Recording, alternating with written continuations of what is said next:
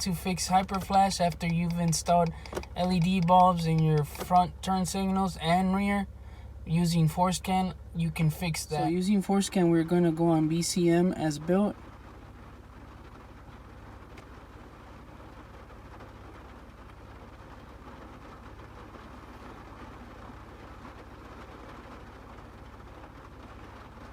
And then we're going to go to 726-2701 and 726-2702.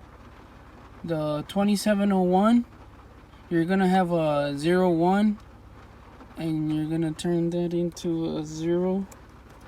That's for the front turn signals. Hit yes. And then the 2702 is for the rear, so you're gonna have a 1 as well. Turn that into a 0. You click right. Yes.